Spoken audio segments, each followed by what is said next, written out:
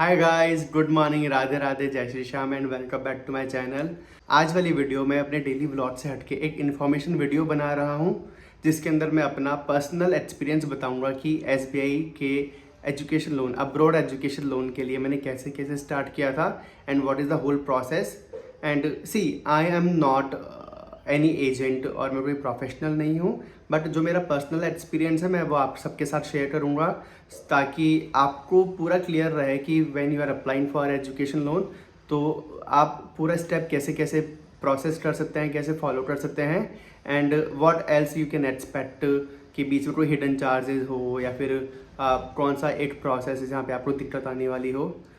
मैं अपना personal experience आप सबके साथ शेयर करूँगा। तो ये वीडियो हो सकता है थोड़ी लंबी हो जाए, तो इस पूरे प्रोसेस को कवर करने के लिए मैंने बहुत सारे पॉइंटर्स बनाए हैं तो ताकि मैं एक भी पॉइंटर मिस आउट ना कर दूँ, बिकॉज ये बहुत ही ट्रिकी पार्ट है एंड बहुत इंपॉर्टेंट पार्ट है when you are applying for a loan. So first thing first, when you are applying for an education loan, चाहे वो अब्रॉड के लिए लोन ले रहे हो या फिर आप अपने डोमेस्टिक कॉलेजेस के लिए लोन ले रहे हो, तो कौन से डॉक्यूमेंट्स है जो आपको चाहिए पूरी प्रोसेस के अंदर। फर्स्ट है, अगर आप गवर्नमेंट बैंक, दैट मीन्स अगर आप एसबीआई बैंक में लोन ले रहे हो तो आपका खुद का एक सेविंग अकाउंट एसबीआई बैंक में होना चाहिए। उसके अलावा आपका पैन कार्ड, आधार कार्ड, आपका passport, 10th and 12th marksheet. अगर आप पोस्ट ग्रेजुएशन के लिए अप्लाई कर रहे हो तो आपको अपने अंडर ग्रेजुएट की कॉलेज डिग्री आपको शो करनी होगी।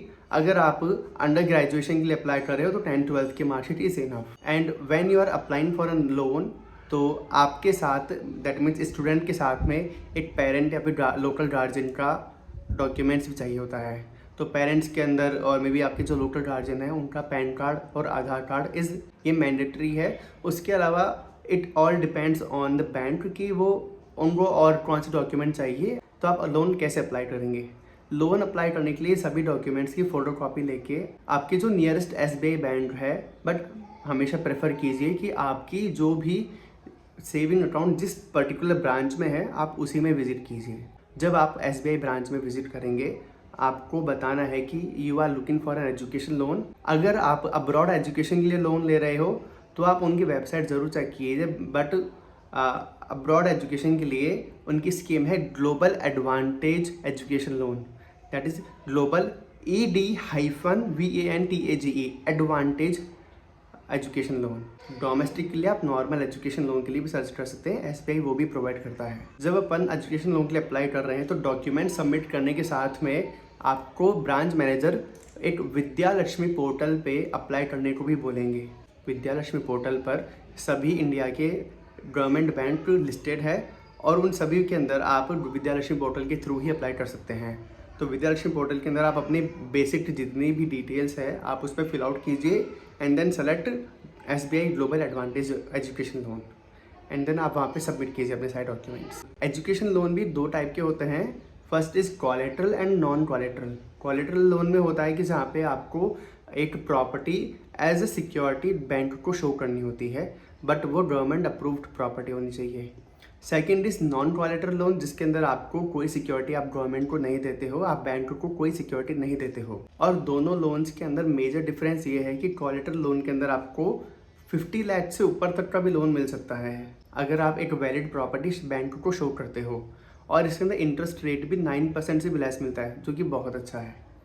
वहीं आप अगर नॉन कोलेटरल लोन में जाते हो, काफ़ी लोग नॉन कोलेटरल चूज़ करते हैं, तो नॉन कोलेटरल के अंदर आपको अप टू 50 लाख तक का ही लोन मिल सकता है और उसके अंदर इंटरेस्ट रेट थोड़ा हाई होता है, समवेयर अराउंड 9.5 और मे बी 10%। तो जब आप बैंक के लोन के लिए अप्लाई करते हो, अपने एजुकेशन लोन के लिए अप्लाई करते हो, तब विद्या लक्ष्मी पोर्टल पर भी और आपके बैंक मैनेजर भी आपसे पूरा कोटेशन लेंगे कि आपकी एजुकेशन फ़ीस कितनी है, ओके, आपका लिविंग एक्सपेंसेस कितना है और आपके ट्रैवल प्लस वीज़ा इन सब की फ़ीस टोटल कितनी होगी। इसलिए आपको अपने डॉक्यूमेंट्स के साथ में अपना offer letter plus CAS letter भी होना चाहिए। दैट मीन्स आपके पास में अनकंडीशनल ऑफर लेटर होना चाहिए यूनिवर्सिटी का।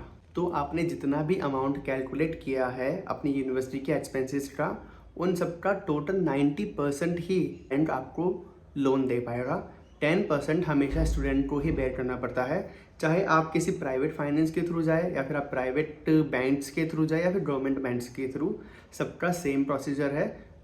समटाइम्स 80 एंड 20% भी होता है कि 80% bank will cover and 20% student cover करते हैं, बट SBI के अंदर पर्टिकुलरली 90% बैंक कवर करता है, 10% स्टूडेंट को कवर करना पड़ता है अपना टोटल एक्सपेंसेस। जब आपके सारे डॉक्यूमेंट्स वेरीफाई हो जाते हैं, जब सारी टर्म्स एंड कंडीशंस फुलफिल हो जाती है, तो बैंक आपका लोन सैंक्शन कर देता है। आपको प्रॉपर लोन सैंक्शन का एक डॉक्यूमेंट बना के दिया जाएगा कि आपका इंटरेस्ट कितना होगा, आपका जो सैंक्शन अमाउंट है वो कितना होगा, उसके अंदर पर्टिकुलरली आपका फीस अमाउंट कितना है, आपका लिविंग एक्सपेंसेस कितना है, आपका ट्रैवल एंड वीज़ा का कितना है प्रोसेस, आपका इंश्योरेंस प्लस हेल्थ का जो भी एक्सपेंसेस है वो सब उसके अंदर बाइफरकेट होता है। तो सभी एक्सपेंसेस को कैलकुलेट करने के बाद में आपको टोटल एक अमाउंट के साथ में सैंक्शन लेटर बैंक आपको जनरेट करके देगा।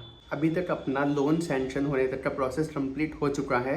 लोन सैंक्शन होने के बाद में बैंक आपका एक अलग से लोन अकाउंट क्रिएट करती है जो आपके सेविंग अकाउंट से डिफरेंट होता है, और उस लोन अकाउंट को सिर्फ बैंक ही एक्सेस कर सकता है। जो स्टूडेंट है, जो ओनर है, वो उसको एक्सेस नहीं कर सकता है, क्योंकि उसी अकाउंट में बैंक अपना सारा लोन अमाउंट उस लोन अकाउंट के अंदर ही डिस्बर्स करता है। अब जो अपने लोन अकाउंट के अंदर अपना डिसबर्समेंट आने का प्रोसेस है वो कैसे होता है, तो जब भी आपको अगर ट्यूशन फ़ीस पे करनी हो या फिर अकोमोडेशन फ़ीस पे करनी हो, तो आपको या तो डिमांड लेटर या फिर यूनिवर्सिटी का बैंक डिटेल्स प्लस अपना CS लेटर जिसके अंदर आपकी प्रॉपर फीस मेंशन हो, तो ये सभी डॉक्यूमेंट आपको बैंक को या तो ईमेल कर सकते हो या फिर आप ब्रांच में विजिट करके भी वहाँ पे आप सारे डॉक्यूमेंट्स उनको प्रोवाइड कीजिए। एंड उस पूरे अमाउंट का, क्योंकि ये डिस्कस पहले हो चुका है कि 90% bank will cover and 10% student will cover, तो पूरे अमाउंट का 90% बैंक पे करेगी। बाकी जो 10% है तो कुछ अमाउंट स्टूडेंट को मेंटेन करना पड़ता है अपने सेविंग अकाउंट के अंदर। जो 10% अमाउंट है वो अपने सेविंग अकाउंट के अंदर मेंटेन कीजिए, और जब लोन अमाउंट डिस्बर्स हो रहा है तब 90% गवर्नमेंट देगी एंड आपकी 10% आपके सेविंग अकाउंट में से बैंक अपने आप ही निकाल के टोटल अमाउंट को यूनिवर्सिटी को पे कर देगा। और सेम प्रोसेस आपके बाकी सारे फीस पेमेंट्स के लिए होगी, चाहे आपकी वो ट्यूशन फीस हो या फिर अकोमोडेशन फीस हो। ऑल्सो कुछ स्टूडेंट होते हैं जो कि कुछ अमाउंट यूनिवर्सिटी को पहले ही पे कर चुके होते हैं, जैसे कि यूनिवर्सिटी का कुछ डिपॉजिट हो या फिर फ्लाइट टिकट्स हो, वीज़ा फीस हो, तो अब वो सब एक्सपेंसेस भी कंक्लूड करके उन सबको कैलकुलेट करके उस पूरे अमाउंट को अपने 10% में शो कर सकते हैं। तो आपको एक्स्ट्रा 10% शो करने की ज़रूरत नहीं है अगर आपने खुद से पेमेंट किया है। तो अगर आपने पूरी फीस में से कोई भी पेमेंट खुद से नहीं किया है तो टोटल 10% आपको अपने बैंक में रखना ही पड़ेगा। सूनर और लेटर आपको वो अमाउंट चाहिए ही चाहिए अपने अकाउंट के अंदर। यूजुअली SBI में ऐसा भी होता है कि बैंक आपके पर्सनल अकाउंट में कभी भी पैसा नहीं डालता है। बैंक अपने लोन अकाउंट से डायरेक्ट जो बेनिफिशियरी अकाउंट है, चाहे वो यूनिवर्सिटी का हो या फिर अकोमोडेशन का हो या फिर आपके कोई प्राइवेट अकोमोडेशन का भी हो, तो जो ओनर है डायरेक्ट उसके ही बैंक में वो अमाउंट ट्रांसफ़र होता है। बीच में मिडलमैन आप नहीं होते हो, स्टूडेंट मिडलमैन नहीं होता है, बस आपका एक रेफरेंस नंबर उस पर डाला जाता है। ओके, सो एक मेजर टिप ये है कि काफ़ी सारे स्टूडेंट्स ये पूछते हैं कि अगर उनके ऊपर उनके जो लोकल गार्जियन है या फिर स्टूडेंट के खुद के ऊपर अगर कोई एग्जिस्टिंग लोन हो तो क्या उनको भी लोन मिल सकता है। So the answer is yes. अगर पेरेंट्स के ऊपर या फिर गार्जियन के ऊपर एग्जिस्टिंग कोई लोन है तब भी स्टूडेंट को कोई दिक्कत नहीं आएगी। बट अगर स्टूडेंट के ऊपर लोन है तो हो सकता है कि बैंक कुछ डॉक्यूमेंट वेरिफिकेशन या फिर आपका बैकग्राउंड चेक करे कि आपने अभी तक पे बैक करना स्टार्ट किया है कि नहीं किया। सो इन माय ओपिनियन अगर आपके गार्जियन को, आपके पेरेंट्स के ऊपर कोई लोन है so it's fine, but always make sure कि स्टूडेंट अगर वो स्टडीज़ के लिए जा रहे हैं तो खुद के ऊपर कोई लोन ना रखे। ऑल्सो प्लीज़ मेक श्योर कि आपके कॉलेज स्टार्ट होने से कुछ टाइम पहले, मे बी 1 हफ्ता और 2 हफ्ता, आप अपना फीस का डिसबर्समेंट करवा लें, क्योंकि बैंक के प्रोसेस के अंदर थोड़ा टाइम लग सकता है। हो सकता है कि लास्ट मिनट पे आपको कुछ और डॉक्यूमेंट्स प्रोवाइडेड करने के लिए बोले आपको, या फिर हो सकता है कि पेमेंट के अंदर अगर आप इंटरनेशनल पेमेंट कर रहे हो तो प्रोसेस होने में थोड़ा टाइम लगता है। एक्चुअली अमाउंट को रिफ्लेक्ट होने में भी 2 दिन लग जाते हैं। सो आई वुड ऑलवेज सजेस्ट कि हमेशा 2 हफ्ते पहले अपना डिसबर्समेंट का प्रोसेस स्टार्ट कर ही ले। Also for abroad education students, तो जब आप अब्रॉड जा रहे हो तो आपको एक फॉरेक्स कार्ड की भी रिक्वायरमेंट होती है, तो SBI उसमें काफ़ी हेल्प करता है। तो वो आपको फ्री ऑफ कॉस्ट एक फॉरेक्स कार्ड बना के देता है, जो कि है फॉरेन ट्रैवल कार्ड। आप उसको SBI के थ्रू ईमेल, आप अपने ब्रांच में ईमेल डाल सकते हो एंड आपको कुछ डॉक्यूमेंट्स प्रोवाइड करने के बाद में वो फ्री कार्ड मिल जाता है एंड आप उसको किसी भी टाइम पे लोड करवा सकते हैं अपने सेविंग अकाउंट के ना जो भी अमाउंट है उसके थ्रू।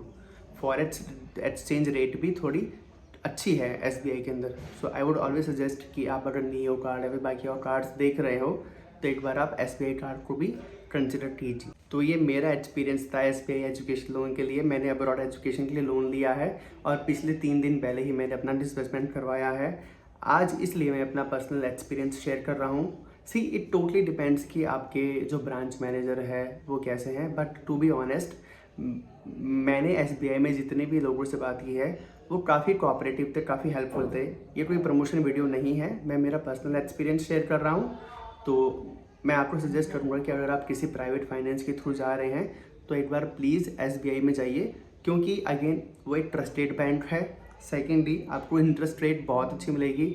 मैंने प्राइवेट फाइनेंस वालों से भी बात की है एजुकेशन लोन के लिए और वो up to 12% minimum 12% interest rate charge करते हैं, जो कि बहुत हाई होता है एज़ कम्पेयर टू 9%। तो आई वुड ऑलवेज सजेस्ट कि आप SBI में एक बार ज़रूर बात कीजिए and if you still have any question तो आप मुझे कमेंट में डाल सकते हो and I will try my level best कि मैं आपकी हेल्प कर सकूं। So thank you so much for watching this video and आगे ऐसे ही कुछ इन्फॉर्मेटिव वीडियोज़ के साथ मैं आपके पास आता रहूँगा और आपको अपने पर्सनल एक्सपीरियंस शेयर करता रहूँगा।